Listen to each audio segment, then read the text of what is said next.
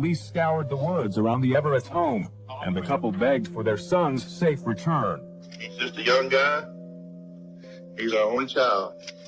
It wasn't easy to stand there and, you know, you want to scream through the screen, bring my son home. I look back on it now and I think evil. That's total evil. That is Satan walking. I wanted to leave and go meet him to death. Handle it myself. Don't bother about arresting him. You send the undertaker. When I opened the door into the boardroom and saw the FBI agents, I kind of held my breath a second and was like, oh my gosh, this is really happening. They're not believing me. They think I really have something to do with this. And was like, could I be framed here? She said, do you believe McKay's alive? And I said, no. It was like a nightmare. It was like a movie. Just insane. The look in Paulette's eyes were empty. When a part of your soul dies, you know it. It leaves. It leaves. There's an empty spot.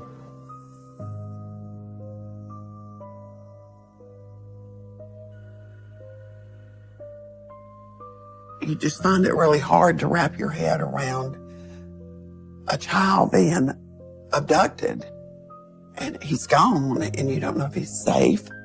You don't know if he's dead.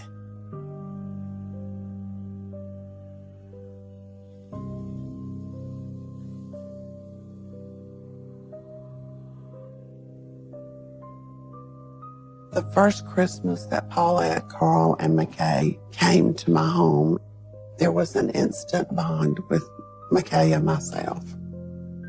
McKay immediately sat in my lap and he looked at the tree and said, is all this for me?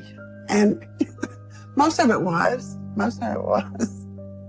And from that day on, it was an instant bond. McKay came always in October. I'm going to tell you, we did nothing but play. We played all the time. We rode the four-wheeler. We fished. We picked blackberries. We cooked. He wanted to buy ice cream. He would eat ice cream out of the whole container in the recliner. There was no no's at my house. It was all yes. Whatever you want to do. Whatever you want to do.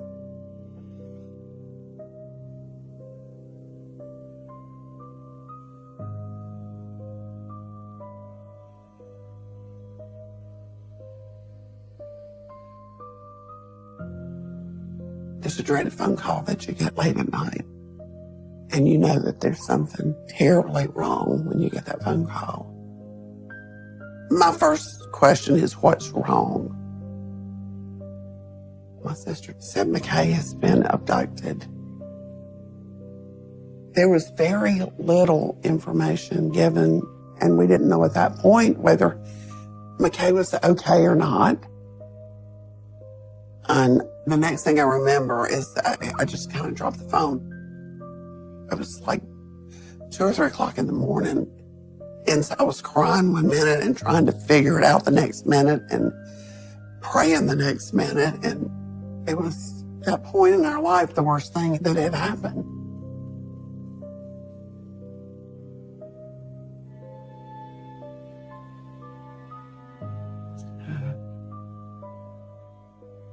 I have a girlfriend once that said, if in life you have the cutest house on the street and the cutest husband and the cutest kid and the cutest dog, look out, all hell's gonna break loose.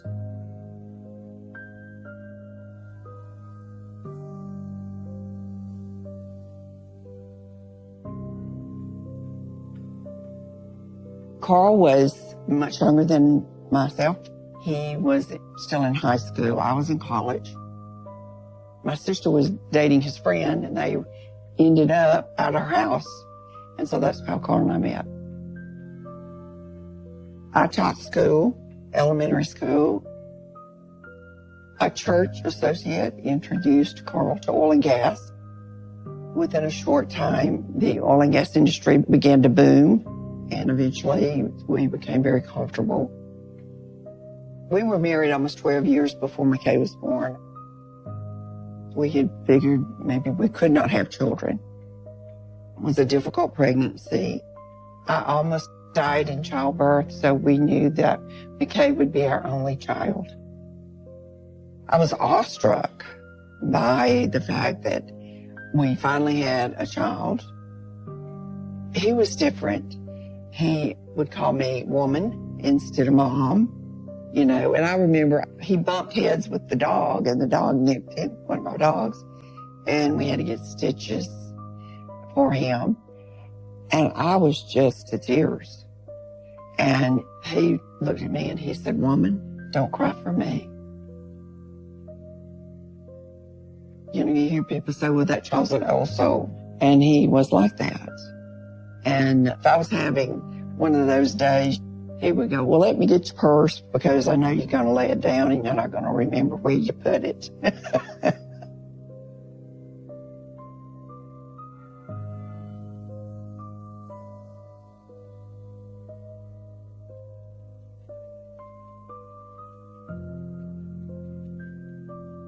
We had an alarm system to turn the alarm on. And McKay knew, "Don't open the door."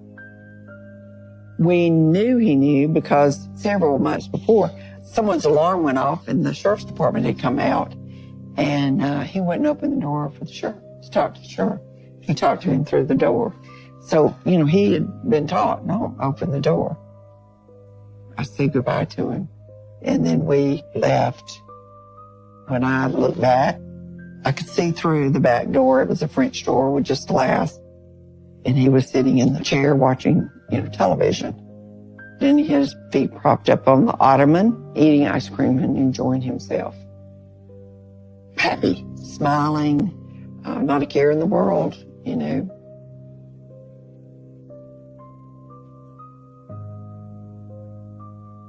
We go to the meeting and every 30 minutes, Carl calls home and checks on McKay, and McKay's fine. And we're at the restaurant for a while. We order, and then Carl gets up to try and call McKay. He comes back to the table and he tells me, "I'm going to run home to check on McKay, and you can ride home with the neighbor." He didn't tell me anything. He just said, "I'm going to go home, check on McKay." At that time, I just thought he was tired. He's going home. He's ready for that evening to end, and he's going to go take care of McKay. We have dessert, and then my neighbor goes to use the phone. And he comes back and he says, "It's time for us to go." And I'm thinking, okay, it's time to go home. And so we're in the car riding along, and he tells me, "Paulette, Carl's at home and he can't find McKay."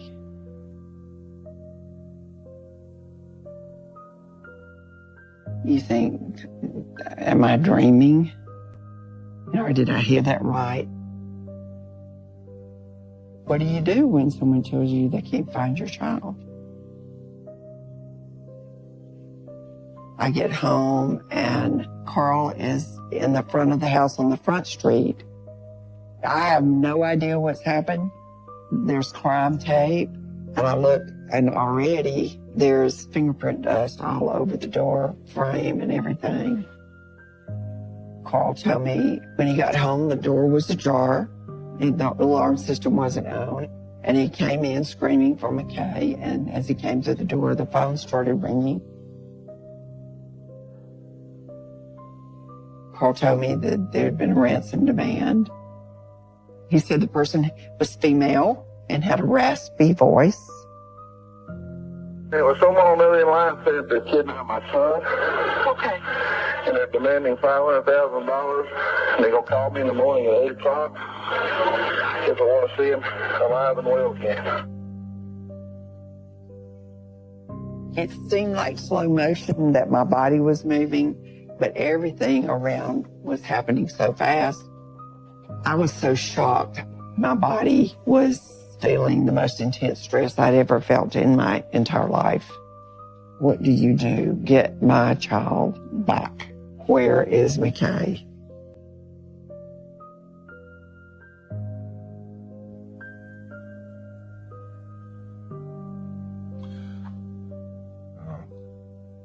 This is how I remember them. This is how I always want to remember them.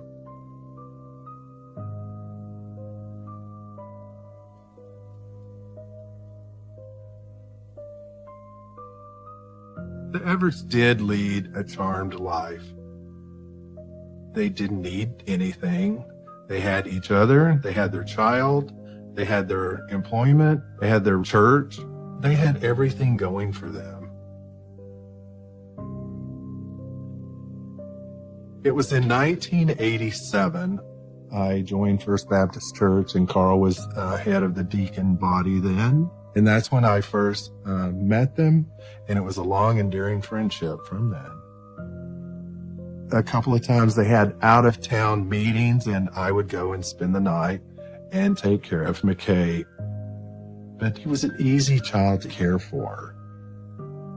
They did give me the key as well as the code to their security system, because I guess they felt I earned their trust, and they would take short trips, weekend trips, and would say, okay, we're going to be gone. Are you available? And I always was.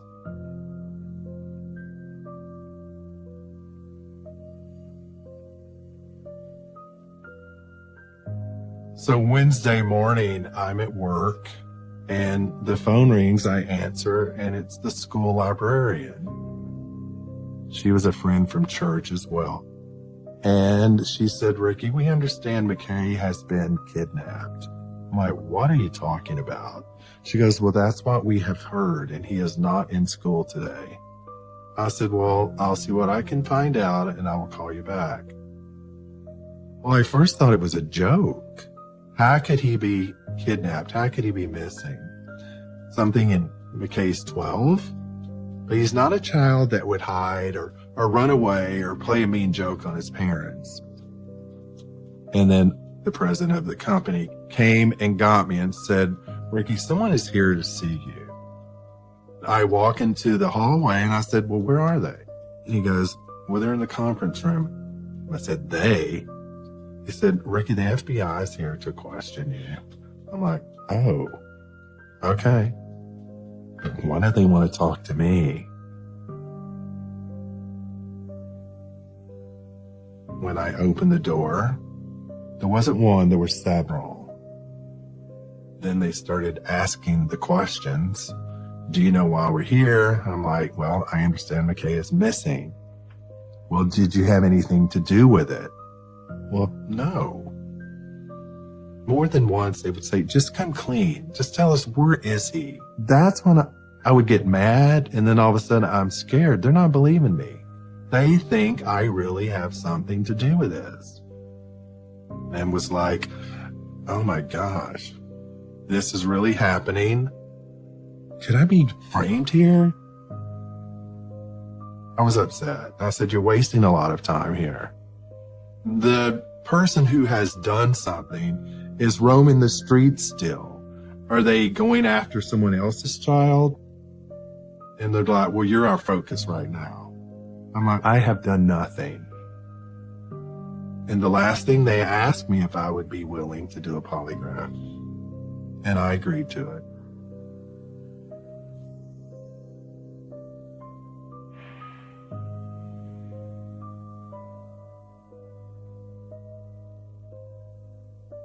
When I arrived at Paulette and Carl's, it was total chaos.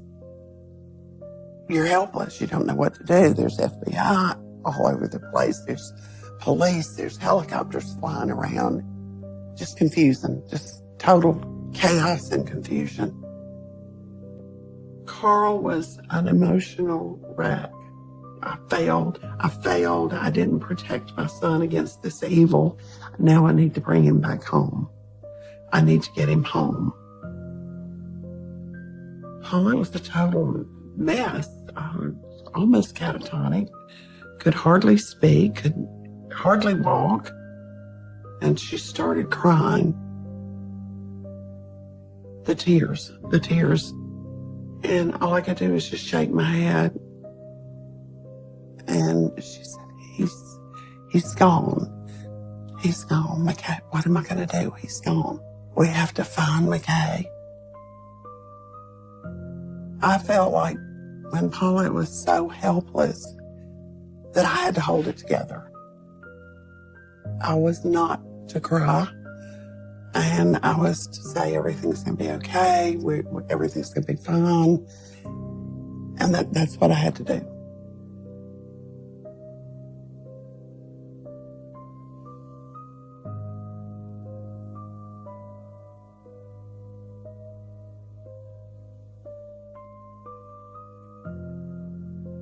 I didn't sleep.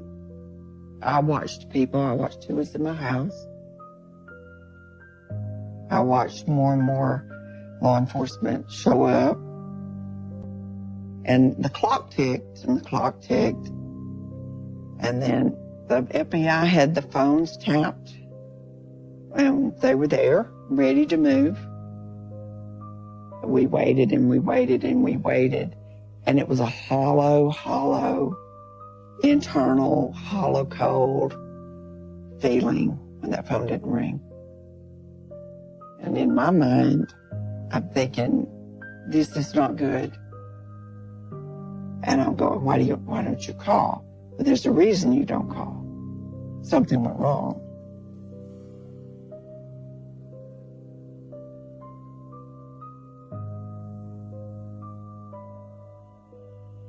As the clock ticked, it was like the longer it goes when someone's not been recovered from an abduction, the less likely they are to come home. Where is he and who has him? I knew it had to be somebody. We met with the FBI profiler. We talked to him a good while because he was trying to profile the type person that would do this. And right off the bat, it was like, who do you know? And who would McKay open the door for? We had to list friends. It was almost surreal because you're thinking, I'm supposed to list the people I know, not possible strangers or barely acquaintances who would come to my door. They want to know about the people I know that could have McKay. Well, it's chilling. I was horrified to think that someone that we knew or that McKay knew and loved would have the gall to take him.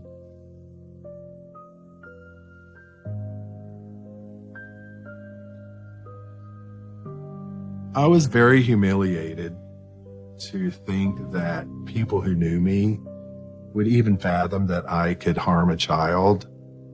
I have a hard time killing a cockroach. I would never harm a child. And I do know that the ransom caller had a raspy voice, so does my sister, and that I had a key. And someone said, well, you know, he does live on the east side and he probably did it for money. Stop. That is nuts. Those are remarks that I did hear.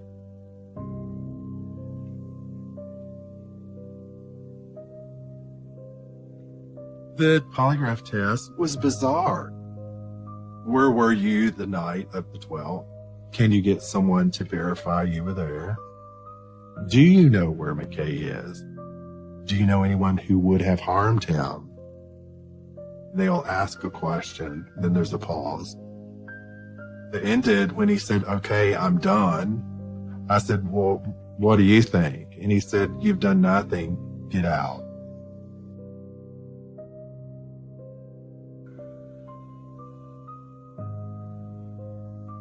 I went back to work. And of course, people by then, I think the word had started spreading. I just remember this one guy I worked with. He said, "Are you going to climb on top of the building and jump?" He was implying that I had done something and I was going to commit suicide to keep from going to prison. After work, Dad said, "Ricky, the FBI agents just left here." I was like, "Why?" He said, "Well, there were 6 of them. And they combed through our home and went into the barn, and they did walk from one end of our home to the other through the crawl space. They didn't have a search warrant. They just came and kind of pushed their way through."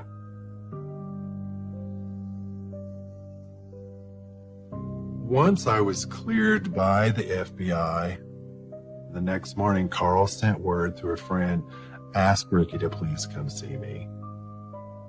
So I went to see him, and we went into his office. And that's when he said he was sorry. He said, "But Ricky, they're trying to find McKay." I said, I know. I know it's not about me. I know they're trying to find your child. It's not about me now. They needed to find the child.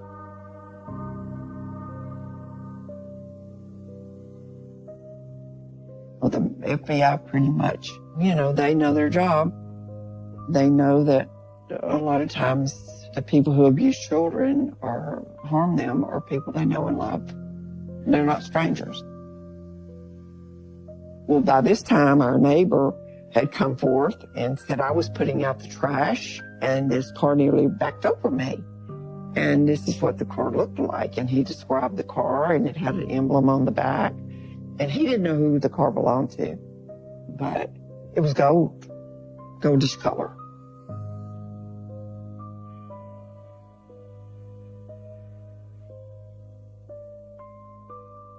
Initially, when we met Hilton and his wife and their 2 sons, they seemed like just the average family. The kids played Little League. Hilton coached Little League. Hilton Crawford had prior experience working in law enforcement, and he was in the security business and worked for a security firm. McKay called Hilton Uncle Hilty, in the South, just as a gesture. Sometimes kids will say, "Oh, that's like my uncle, Uncle Hilty." At some point, Hilton did approach us to go into business with him. He calls Carl, and he wants Carl to invest in the restaurant business with him and be a partner. And he tells Carl that he would need to see our financial statement for us to be a partner. And I said, "I don't know anything about the restaurant business, and so I don't want to do anything with that." And I told Carl, I said, "Don't ever release our financial statement to anyone."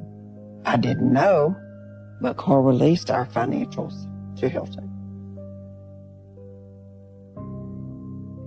I live every day knowing that Hilton Crawford had a bird's eye view of what a ransom demand could be or not be.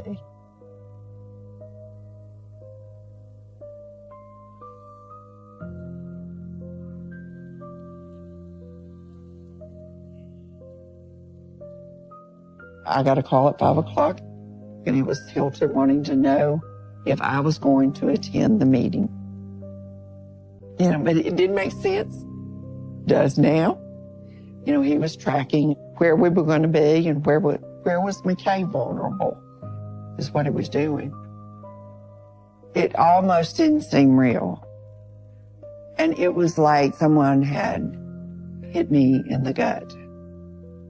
How does someone go from that mindset that I'm going to be kind to kids to be a monster? Just a total evil being. Did you really think you could succeed? Did you really think this would work? It was devastating. I wanted to leave and go meet him to death. Handle it myself. Let me save us time at the courthouse. Don't bother about arresting him. Send the undertaker.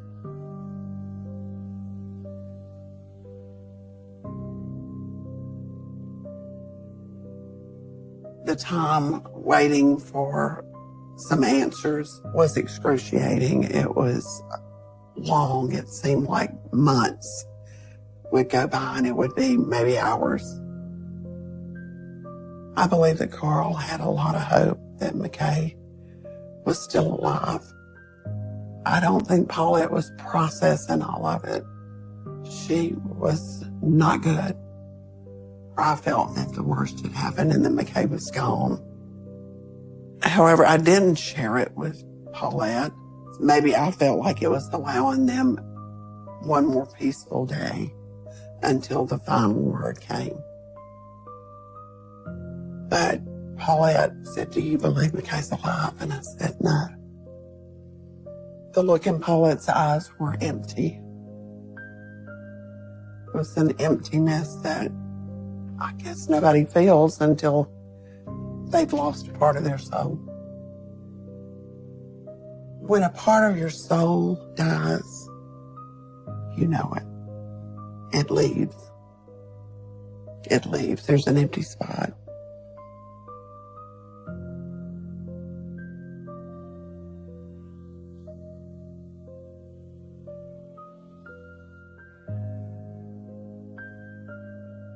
They started zeroing in on Hilton and watching his behaviors. They discovered that he was in financial distress, but he also had extensive gambling debt, and he did not have the money to repay them.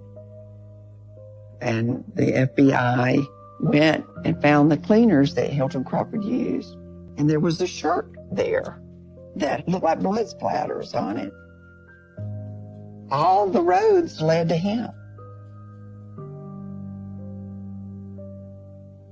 Authorities arrested 56-year-old Hilton Crawford, a longtime family friend known as Uncle Hilty to young McKay.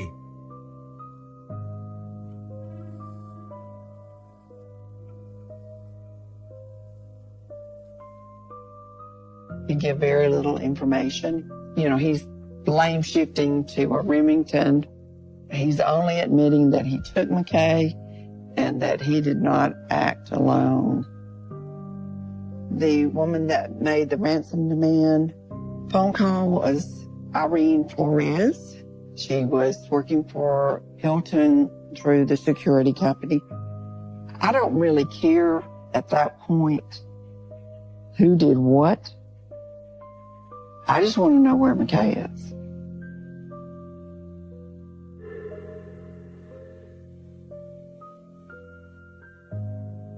The FBI had run out of leads.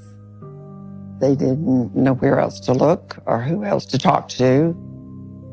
Carl came to me and said, "I want you to go to Hilton Crawford's wife, and I want you to tell her that she is to take her 2 sons to the jail, and she is to not leave until Hilton Crawford draws a map of where McKay is." I think they were hoping that maybe if Hilton Crawford had to face his wife and his 2 children, that would stir him to a point of drawing a map. Because at that time, the FBI felt certain that Hilton knew where McKay was located. And I can assure you they were running out of options. So we drove out there, and Hilton's wife came out. And I said, "I need you to take your 2 sons and go to the jail and ask to visit with Hilton." And I said, "You ask him to draw a map of where McKay is located." And I said, "Don't leave without that map." She just looked at me. And I said, "I need to go home."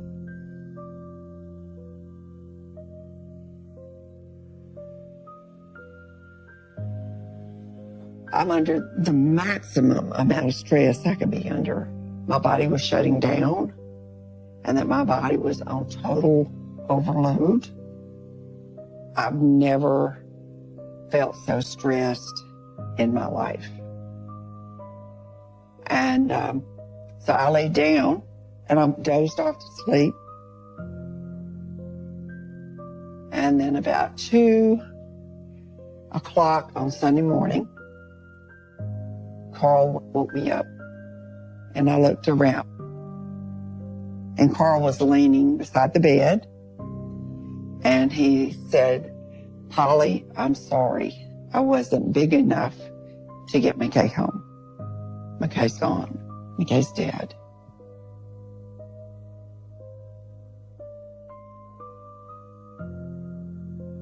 It was like just everything stopped. I tried to move, I couldn't. I tried to speak, I couldn't. And my mind was racing, and I told myself, "You've been in a car accident, and you've been in a coma, and you're coming out of the coma." I was creating a scenario, a storyline that I could live with. And then I told myself, "Don't do that. That's not true. McKay's gone. McKay's dead."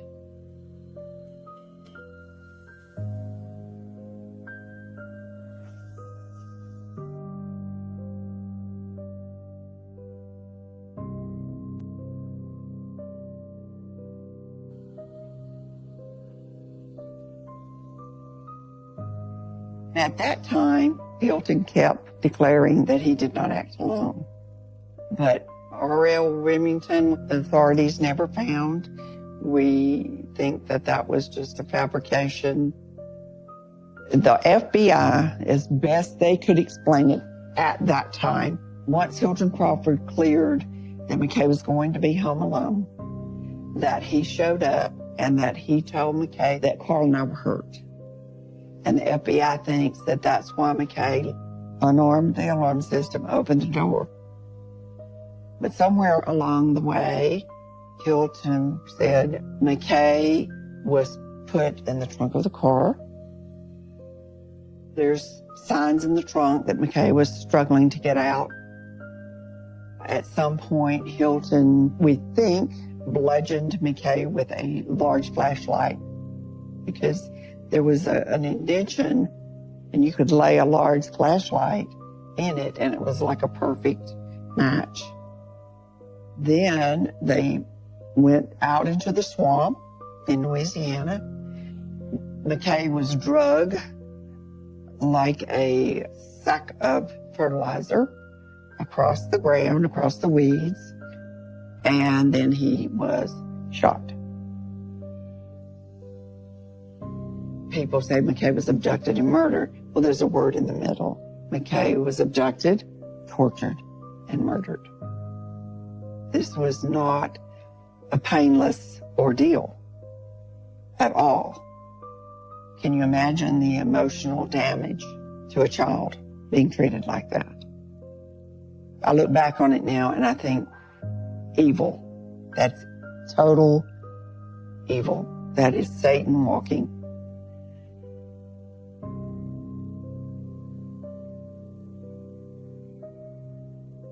There was a day in court that they were testifying to McKay what he had done in the trunk of the car, and that he had been taking the gaskets, removing the gaskets from the trunk, and that if he had had 10 more minutes, that he could have escaped.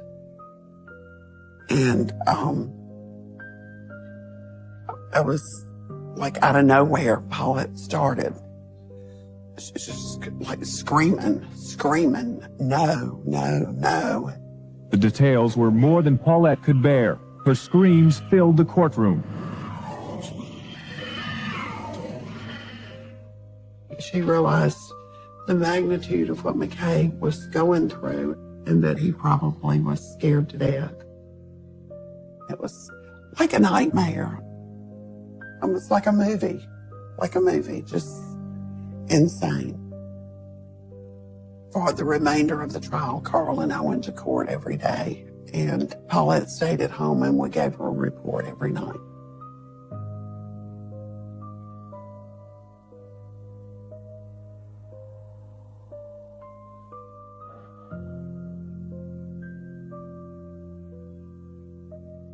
It's a battle between good and evil every day, and evil won that battle. Not the war, but that battle. Paulette and Carl's life began to fall apart after McKay's death. I don't know whether it was this sense of they felt guilty because their son was gone, but it made me sad. I cried. I cried a lot because Carl would forever be McKay's dad and Paulette is forever McKay's mom. And to me, they belong together. But the battles that you fight, the internal turmoil that goes on when you lose a child is different for everybody. You feel guilt, you feel anger, you feel bitter. It just made them grow apart. And McKay was the glue that held them together for so many years. And a good glue.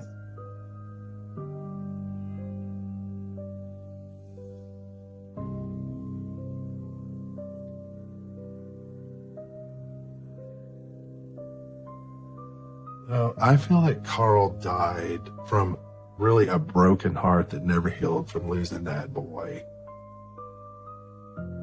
There was just so many things that he did for me, plus many others, and then he was still so broken from not having his child. You could tell he was never the same. He was very sad. Hilton was evil. To take someone's only 12-year-old child, he would have to be evil to do what he did. He took everything from the Everetts.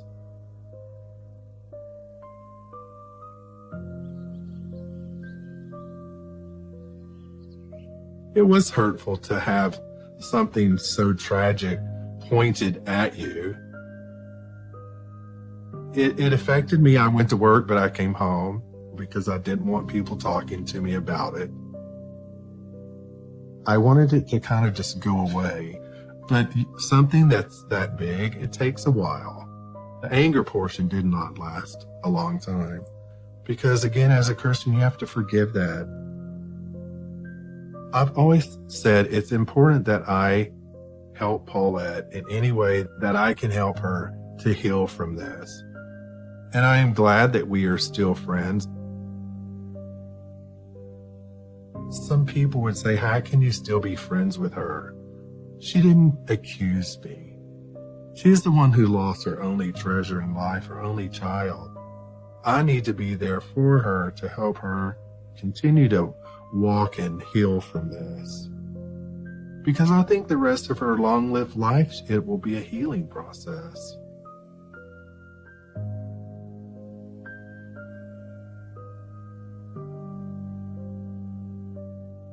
When I requested everything from the district attorney's office, they told me, we don't think you want that.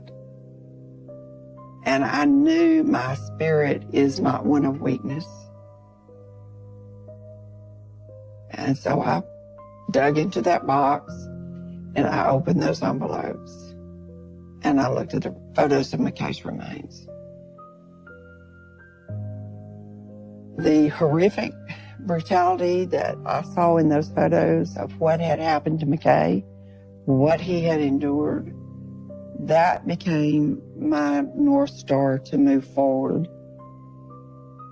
I chose that what I went through would make me strong, not break me. I know why I do what I do. You look at those photos and you would understand. That was what it made me strong. It didn't destroy me. It gave me the courage that I needed.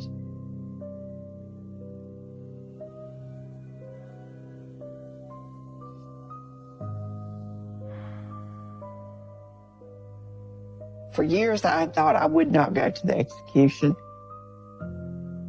But as the date grew closer and closer, I became much more open to being there. And so I made a decision that I would go. In the moment of the execution, he just asked, to be forgiven. But he never admitted ever to killing McKay. And I am of the opinion that to receive forgiveness, from God, you have to own the sin. If you don't own it, then how do you get forgiveness? And then they pronounced him dead. And I was like, it's over. This part's over. Now my part of grieving McKay and missing him and wishing I could hear him bang on the piano and run through the house and slam the door coming in and out. Those days will never come again. They're gone. But he's not going to hurt anyone else. And that was important to me, that evil be stopped.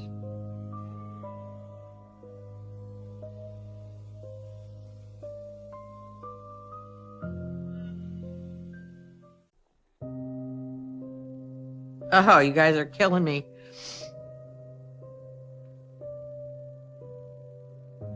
That picture makes me feel anger and sadness. It makes me angry at John. It makes me hate him. He was my brother. He was the only person I have left. And family's supposed to be there for family. But how could you? How could you be there for that? God, I can't even imagine it. I can't even imagine it.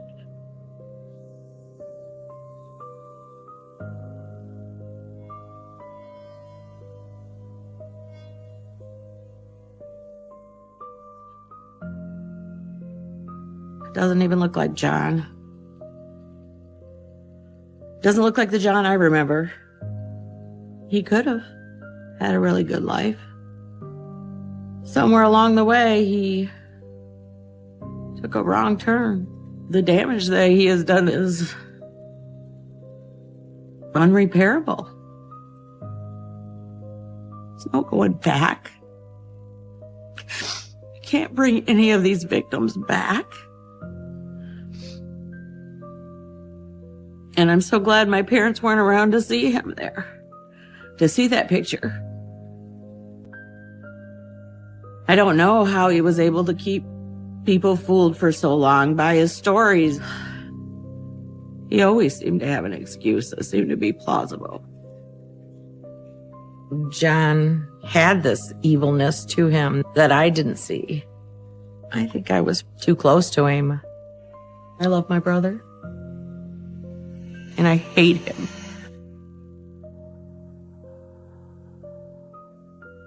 This is a picture of John and I. I think I was probably about 5. And he was probably about 8. We grew up in Augusta, Michigan, very small town. John and I were very close. I loved him. I looked up to him. And I wanted to do what he was doing. Playing baseball, playing kickball, playing hide and seek. We did it all together. Oh, I'd love to go back to that time. John and I had a fantastic childhood. It was a normal childhood. Somewhere along the way, something happened with John. He let evil in.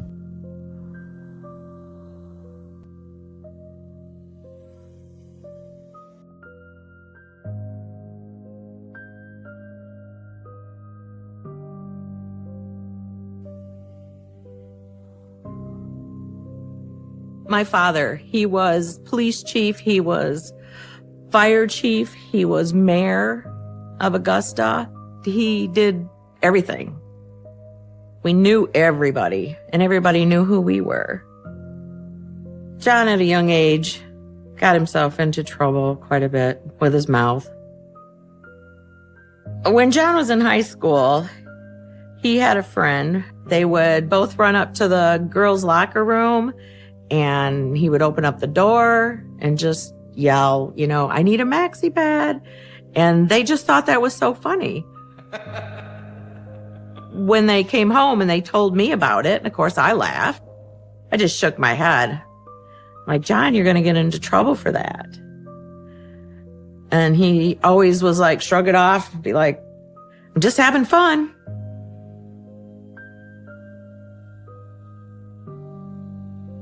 Well, my parents always wanted to make sure that we always were truthful. John would get in trouble because he didn't tell the truth. John would tell stories, lies about his homework and school. John always had an excuse or story for what he did. And I don't think I ever remember him taking responsibility. And when we weren't truthful and we lied, my father would take action with that. Come on now, John, confess. My dad would take him in his bedroom, shut the door, and then ask him to tell the truth. And when he didn't, then he would get a spanking. And till he was able to then tell the truth. When John got a spanking, that bothered me. I would cry. I think it hurt me worse than it did him. I don't remember John crying. John was never really too emotional growing up. I could ever remember.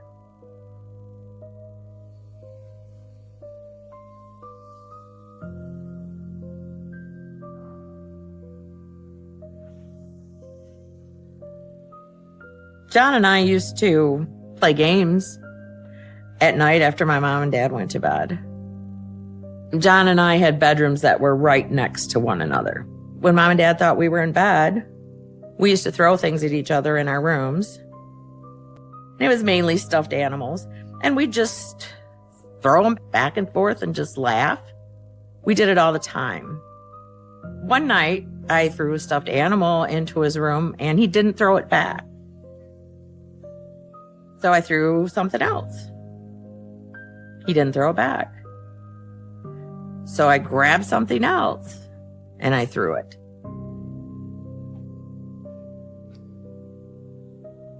This time John came back, but he walked right into my room. He just said, if you throw anything else, I'm going to kill you. It didn't even sound like John. He was very dark. That was the feeling I got. Very, very dark and just unlike John. It did scare me a little bit. And I just went and got in bed. He turned around and went in his bedroom. And that was it. I just figured he was just in a bad mood that night. Could have been a million things. I do not believe that we even played that game anymore. And, you don't think that your brother is mean or evil.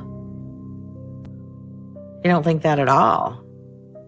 Looking back, after what I know now and what John has done, maybe that was a flag and I didn't notice. His threat that night could have been more than just talk.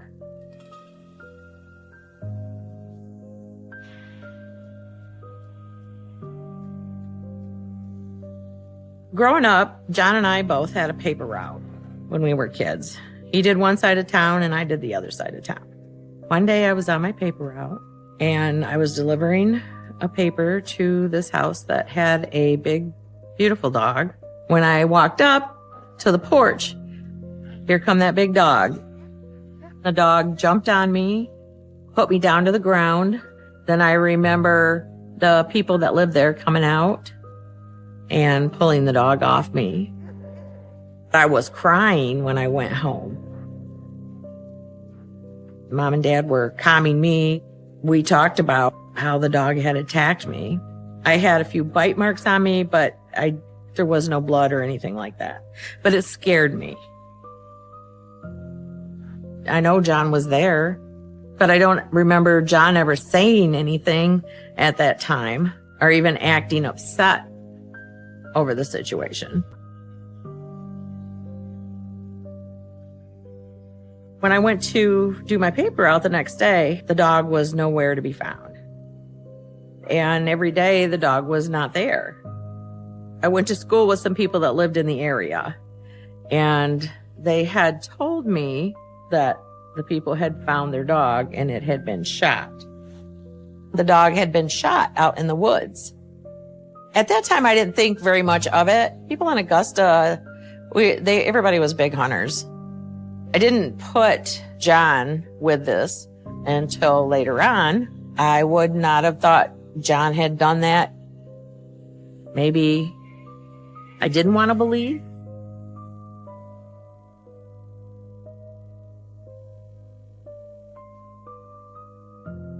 After John graduated high school, he went into the Navy.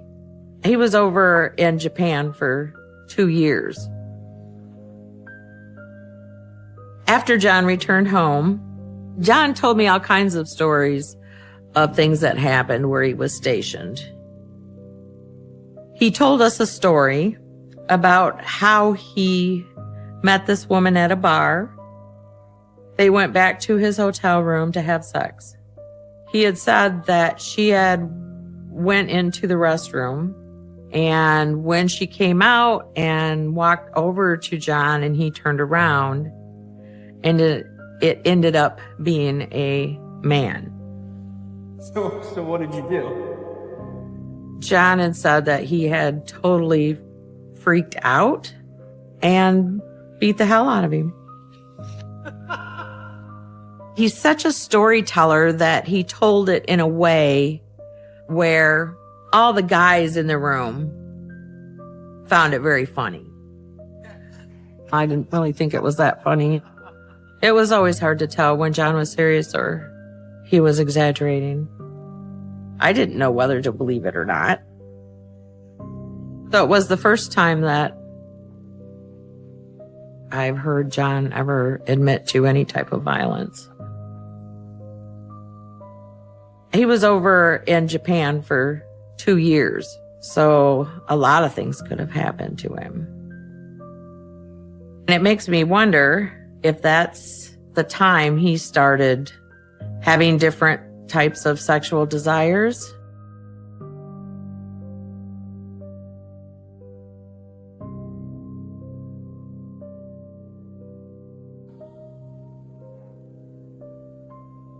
John got together with one of my friends from high school. She got pregnant and they got married. His life was good. Their marriage seemed to be okay. There was problems, but from what I seen from the outside, John was a doting husband. Good afternoon, ladies and gentlemen. Here is One day, I remember sitting in my apartment or just watching the news. I remember hearing John's name on the news. They had said that John White had been arrested for stabbing Teresa Morris numerous times. She survived the attack. I immediately just freaked out, I guess is the best words to say. I couldn't believe it. John's wife called me on the phone. She told me that John and Teresa were downstairs smoking pot, and next thing she knew that John was running up the stairs screaming that he had killed her. He had killed her and to call the police. But I just needed to go see John.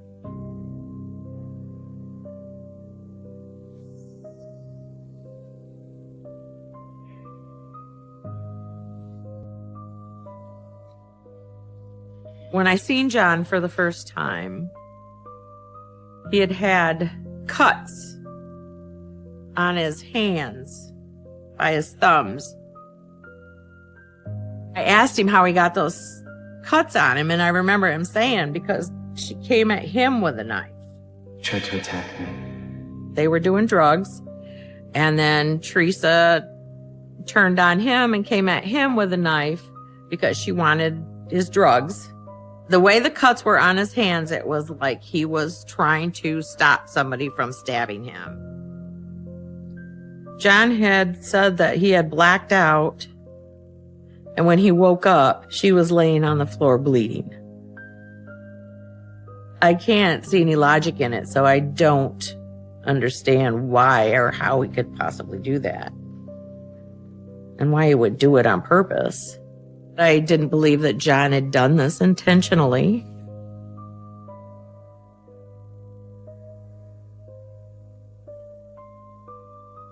According to Teresa's testimony, his whole demeanor changed. I remember her saying that it was like he was not there. His eyes were like black, and then that's when she got scared. Looking back now, I believe that Teresa told the truth. There's just got to be more to that story, because you just don't go downstairs to stab somebody. That would make him the sick person, evil person that he was. My dad and the lawyer decided to go for a temporary insanity plea. John only served 2 years for his crime in prison and got out on good behavior. With John, there was always a reason why it happened, and it was never his fault. He wasn't the one to start things. He wasn't remorseful about it. I never heard him say that he was sorry for what had happened. I look back on it now, and John should have never gotten out. 2 women might be still alive if they wouldn't have let him out. When he was in prison for stabbing Teresa, he had written a book about his life. John sent me a copy of his book. Some of the things that he wrote in the book caught me off guard. In that book, he speaks about our paper routes. I got to the part where he had talked about shooting a dog because it had attacked me. I was shocked. I didn't expect that at all. He kind of explained how he got down on his belly and had his shotgun and had waited for that dog to come out in the backfield, and he shot him because the dog had bitten me, hurt me, scared me to death. Didn't have a clue at any point in time. He never mentioned it. He never came back to me and said, that dog will never bother you again. I definitely got a sense of he did it because the dog hurt me. I felt that John's sense of right and wrong were definitely off, but I obviously didn't know everything about my brother.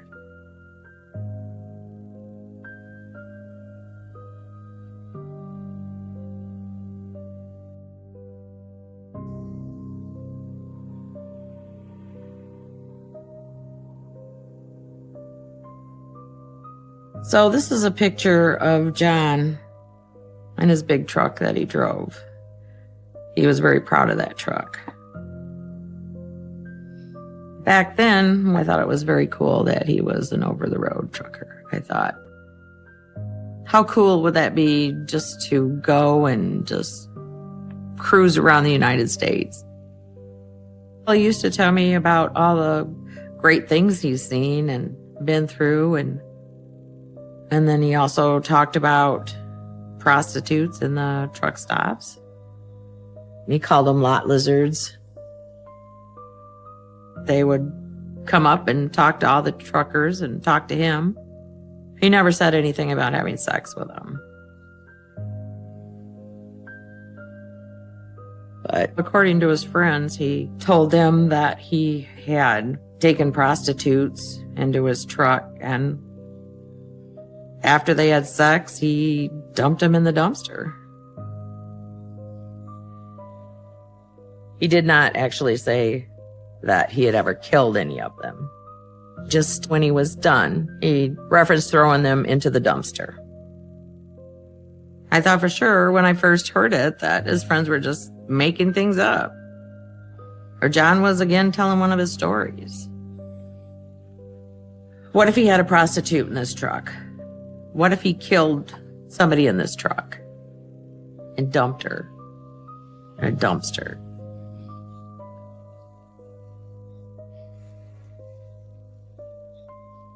Seeing where things went to, maybe he did.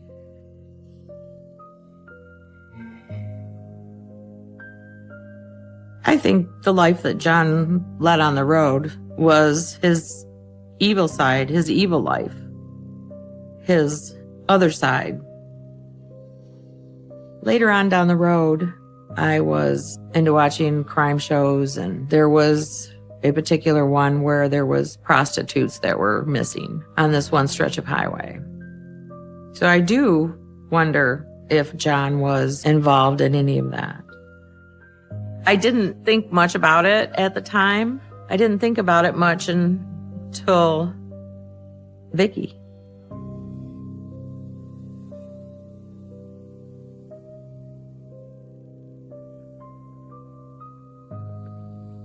About this time, him and his wife were not getting along.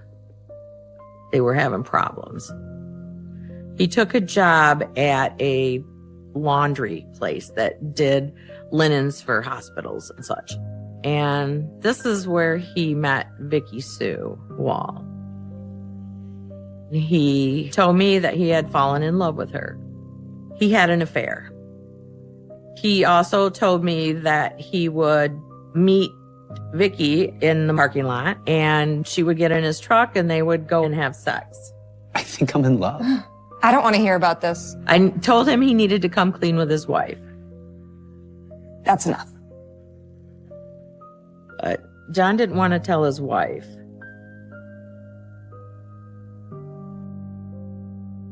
In July of 1994, we got a call from John's wife about 2 or 3 o'clock in the morning. His wife had said that he had hurt someone and he was going to end his life. I was totally freaked out. I remember going and getting in the car and going to look for John. There was something very strange going on. And at that time, there was a report of Vicky Sue Wall had been missing. So we were putting 2 and 2 together and was wondering if John had anything to do with that.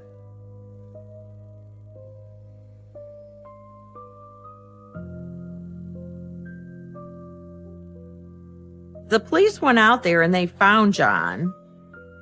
So there turns out that there was a surveillance tape and it showed John pulling up to Vicky's car. And she got out and got in the truck and they drove away. The tape never showed John coming back and dropping her off. When they found her, they identified her with dental records because it was so hot that the body had decomposed. John was arrested for Vicky Sue Wall's murder.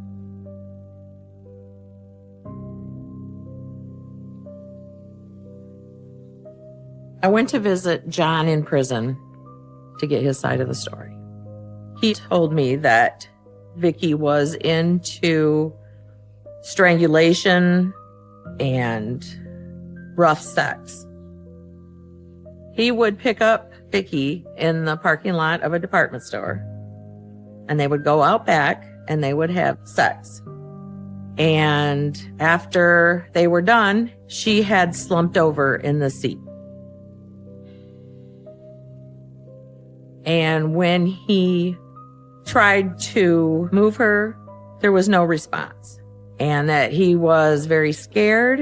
He didn't know what to do. After John dumped the body in the woods. Then he had went home and confessed to his wife about his affair. He also told her what he had done. My response was, "Why didn't you take her to the hospital?" And his response was he was too scared. I do remember thinking, another story. Here's another story. He's making excuses because people just don't fall over dead. I tried to talk myself into believing it was an accident. But in the back of my mind, I didn't know whether it was or wasn't. Looking back, I wonder if John's story is even true. It's so far out there, it's just unbelievable. He could have just killed her. And then in May of 95, John was convicted of murder and sentenced to 12 years in prison.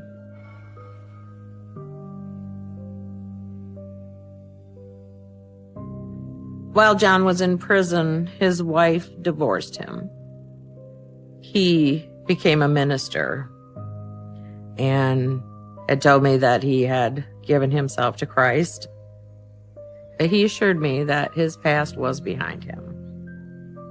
I wanted to give him the benefit of the doubt. I'm just that way. So if he said he was changed and that's what he wanted to do was go to Christ, who was I to say he didn't? John came to live with us, and he tried to find multiple churches to minister, but because of his background, he didn't have any luck with that. I remember him dating online, and that's when he met Sally. She was a very, very nice lady. Funny, fun to talk to. She told me that she absolutely adored him and loved him. And I was pretty happy about that because John loved her. I asked him, I said, "Does Sally know about your past?" And he said yes. Then I went to Sally and asked Sally if she knew of John's past. He gave you all the gory details? And she said yes. I did wonder what she really did know. There was an opening for a minister at her church. The church took him in, they welcomed him in. He decided to move up there. And John was very happy.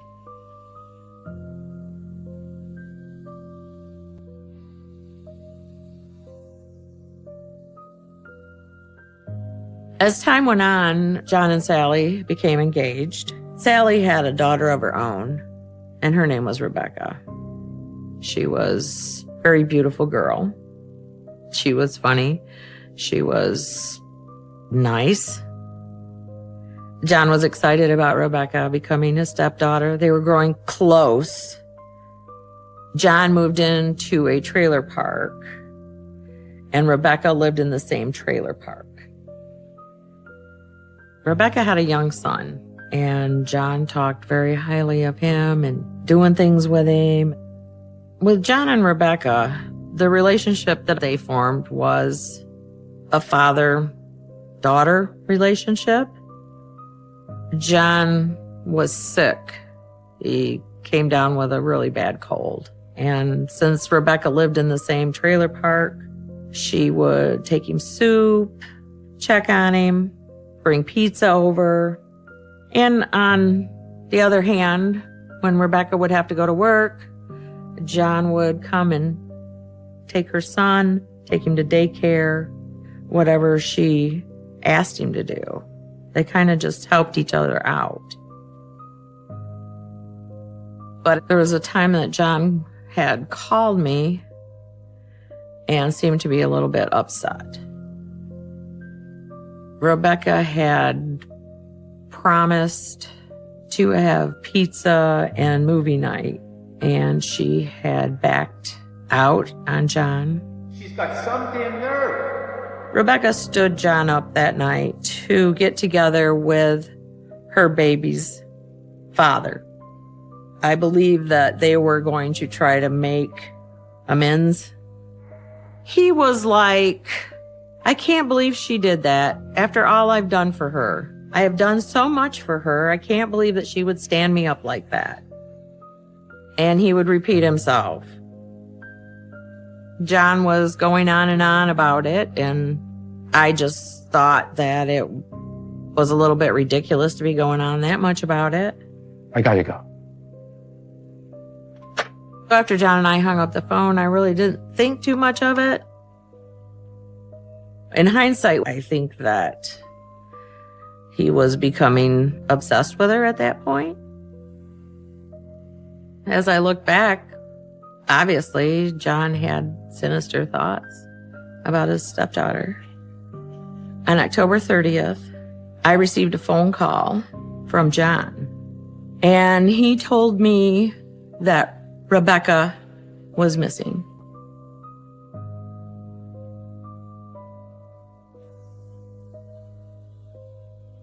John had told me that he was supposed to pick up her son and take him to a Halloween party. But when he went to pick him up, Rebecca was nowhere to be found.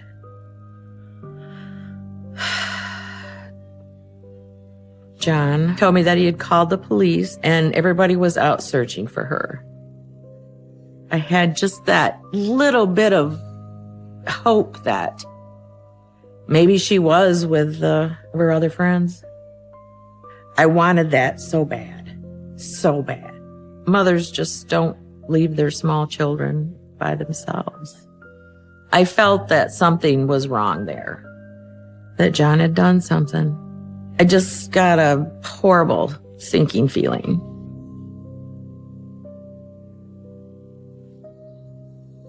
A day or so after I had that conversation with John, I received a call from Sally. She seemed very upset. She had told me that they had found Rebecca and that she had been murdered. She also told me that John had called her from the police station. He told her that he loved her and that he was the one that murdered Rebecca. And we just cried.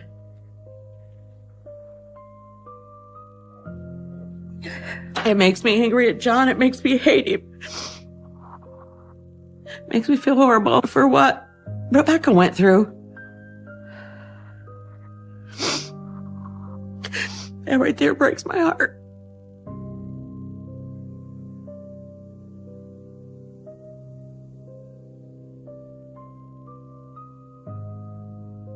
The crime scene tape at Rebecca Gay's mobile home was already there with the other Halloween decorations. At an afternoon press conference, police detailed John White's confession. First, they say, early Halloween morning, White went through an unlocked door at Gay's home and saw her in the hallway. He told police he wanted to act out a fantasy of killing a woman and having sex with her dead body. The suspect... No. Can't do that. I can't do that. Nope. I know what he did to Rebecca. I know. And I don't want to watch it.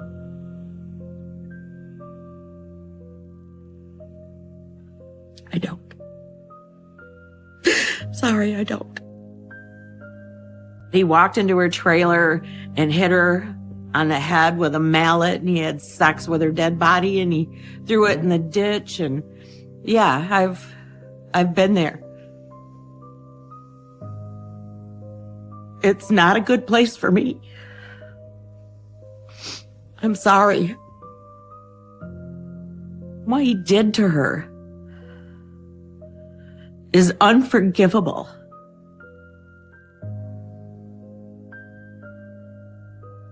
When I turned on the news, I saw John.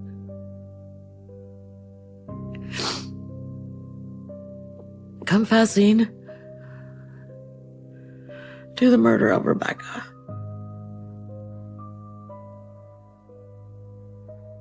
remember feeling anger and being appalled. This morning, I deleted these downloads I had, and they were called Psycho Thriller. They're movies of guys, strangling women and basically raping them after they strangle. When I drink, that's what I want to do. And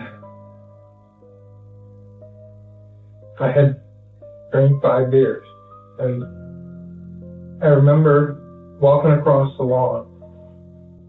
I opened her back door, and I went in, and that's when I had the rubber mallet in my hand. And she came down the hallway because she heard the door open and close. And she looked out back. I hit her with the mallet. I don't know how many times. I just couldn't believe it. I was shocked. Everybody was shocked. It's evil that does that. I know that I am a terrible monster. I know I need to be in a cage. John was convicted of murder and 56 years in prison. He deserved a lot more than that. He deserved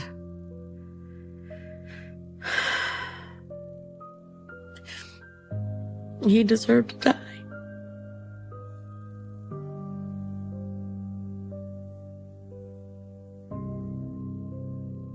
I want to look at this picture. I see John White, a serial killer. This isn't my brother. I always gave him the benefit of the doubt. I couldn't imagine the things that he had done. For me to talk about John and to talk about what he has done was a sort of a weight off my shoulders. But the picture of Rebecca, it hurts my heart. It breaks.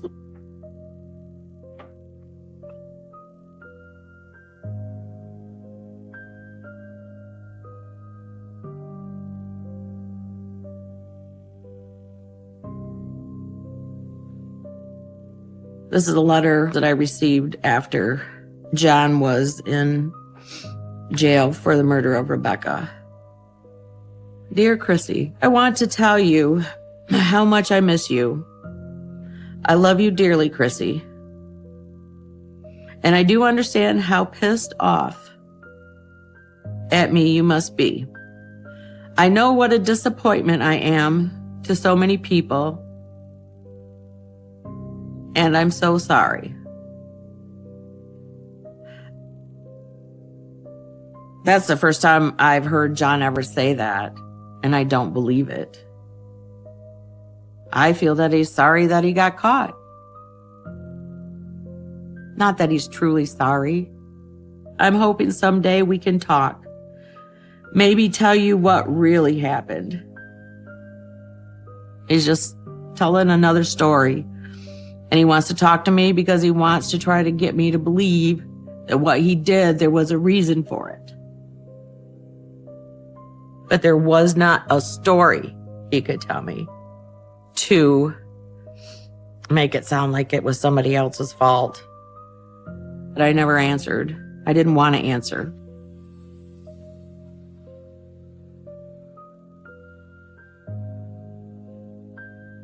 John called me every day, sometimes twice a day. But I never accepted any of the calls. Nobody was in John's corner anymore. I was there for him. He was family. I backed him. I believed in him. I had to admit that I was wrong to myself and realized that there was a dark, evil side to John that I see now versus I couldn't see then. Telling my story has been emotionally exhausting, but it's also a relief. This whole experience has helped me more than what you realize because I can talk about him versus just keeping it all in. He very much betrayed me and his family.